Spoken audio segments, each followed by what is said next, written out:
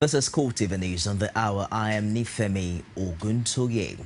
The Federal Executive Council has approved a $242 million World Bank loan for the Lagos State government. The facility, according to the Minister of Information, Labaran Maku, is in support of the state's development policy. He told journalists at the end of the Wednesday's council meeting that the fund forms part of a total loan package of $600 million aimed at improving public finance, sustainers of rapid growth, and as well as increasing access to quality secondary education in Lagos. Is the warrantor, and we indeed, as a federal government, have continuously supported Lagos by providing the warranty for the loan, by ensuring negotiations with the World Bank and agencies to ensure that the loan is granted to Lagos State to support its own development. And in this instance, the federal government continues to support Lagos because of its importance in the economy, and also because the president has a policy of ensuring that every state is supported to develop the economy of Nigeria. You recall the Lagos State government had in 2010 secured World Bank approval for $600 million for infrastructure development from its subsidiary, the International Development Association. The House of Representatives Committee on Petroleum Resources blasted oil sector officials during an interactive enlightenment workshop on petroleum industry bill in Abuja. The House Committee Chairman Dakuku Peterside, who was visibly angry with the magnitude of corruption in Nigeria's oil and gas sector, states that 0.005% of Nigerians enrich themselves with the nation's oil money at the detriment of the larger masses. The workshop was organized by Unite Consult Limited to highlight the gains of the PIB if passed by the National Assembly. While trying to explain why the PIB had not been passed, Peterside says many Nigerians were of the view that once the bill scales through, all problems in the oil and gas sector would be solved. He charged the organized labor to hold government accountable for the ills in the oil sector, stressing that the industry remains the major economic backbone of Nigeria.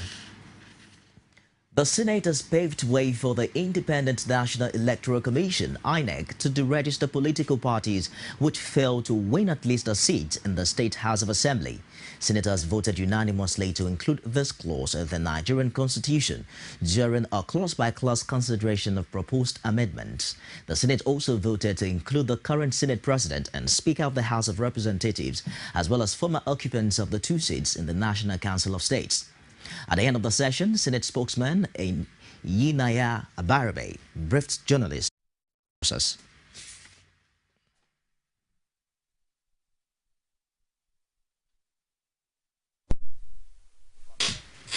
And they felt that they needed to give them 21 days, which is what was also passed today.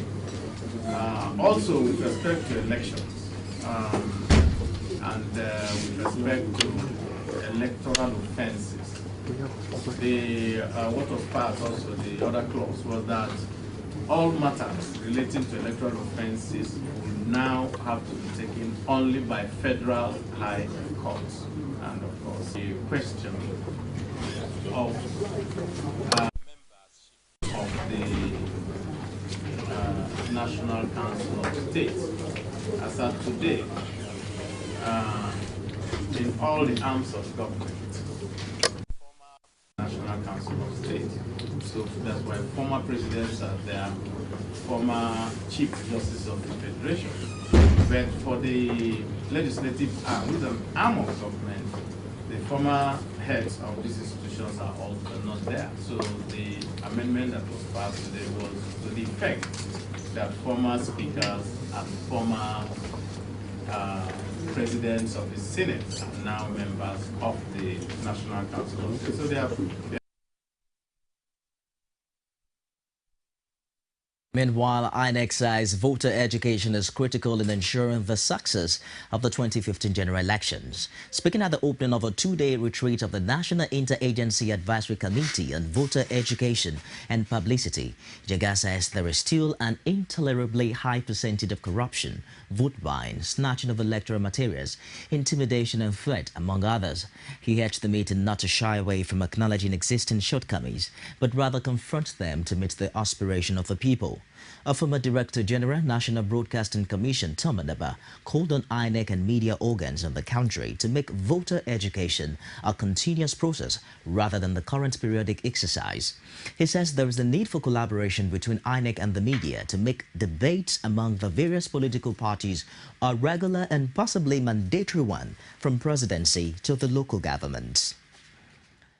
Lagos, Governor Babatunde Fashola has advised Nigerians to vote leaders that will make life more meaningful for the masses.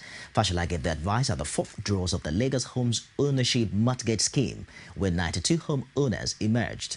He says Nigerians should prepare to elect to sustain the ongoing developments in the country.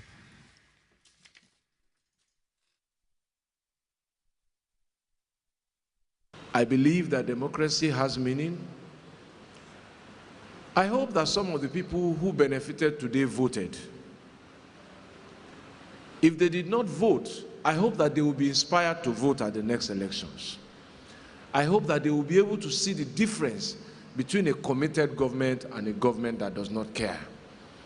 And I hope that on election day, they will not be too tired to go and cast their votes. Especially for those of them who did not vote, they may never have witnessed this day if some people did not vote for me. In Ekiti State, Governor Kayode Fayemi has mediated in the crisis rocking the state's chapter of National Union of Farmers. The governor on the occasion stressed the need for the farmers to be united in purpose since Ekiti State's economy is agro-allied based. Rashid was at the forum and fathered this report. The state is renowned for her prowess in the agricultural sector of the Nigerian economy. The state prides itself on cash crops such as cacao, kola nut and cashew, which account for over 20% of Nigeria's non-oil revenue. No doubt, the present administration in Ekiti places high premium on agriculture with massive investments in the sector.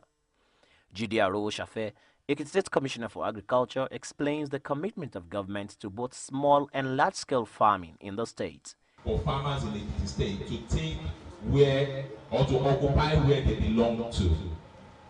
And today marks another wonderful day where the right window for farmers in Ekiti State to key into the transition program of moving from peasant farming operation to commercial farming operation will be open.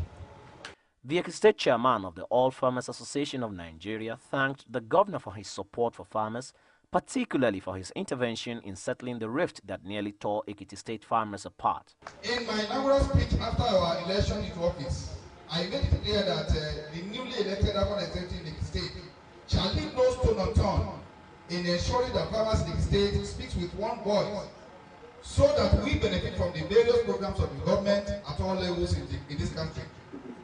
I am pleased to announce today that farmers in the state are now united and has given birth to this unique occasion.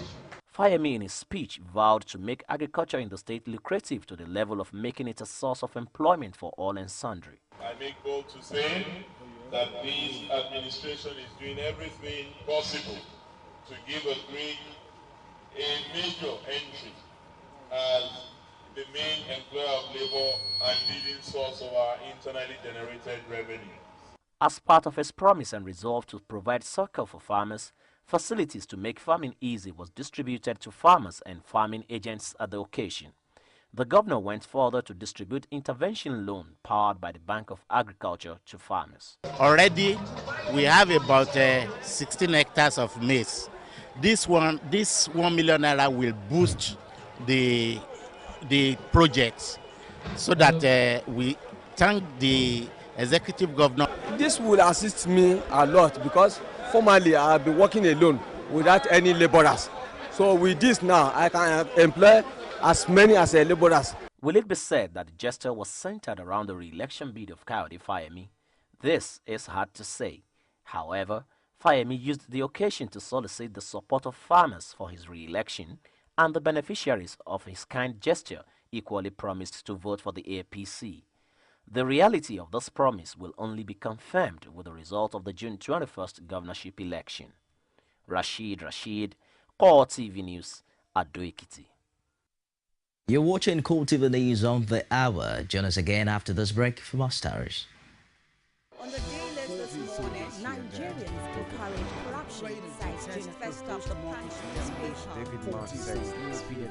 And Nigerian Governors Forum calls for Okonjo Iweala's resignation.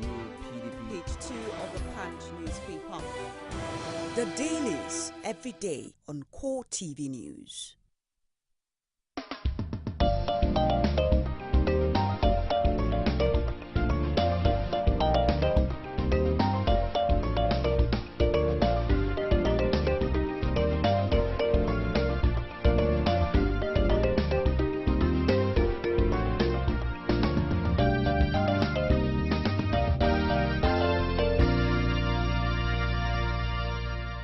CoreTV News, expanding your view.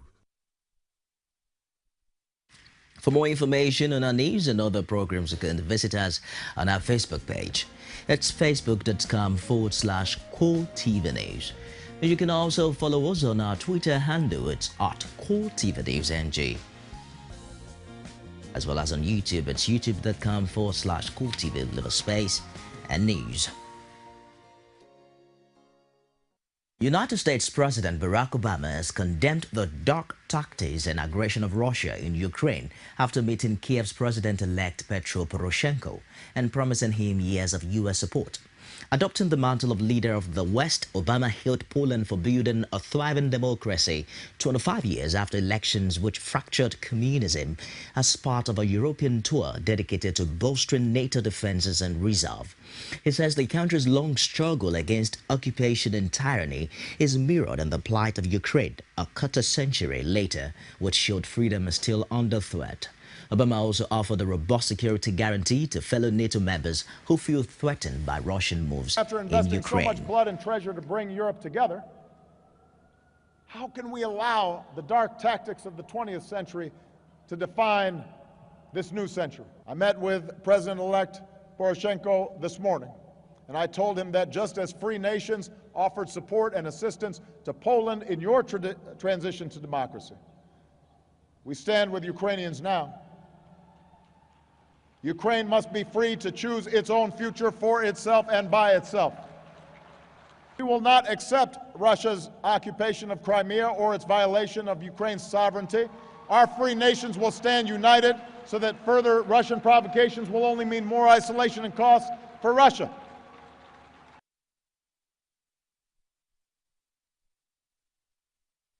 Barack Obama condemning Russia tactics on Ukraine. That's it on CoreTV News this hour. Do join us again at the top of the hour for more stories.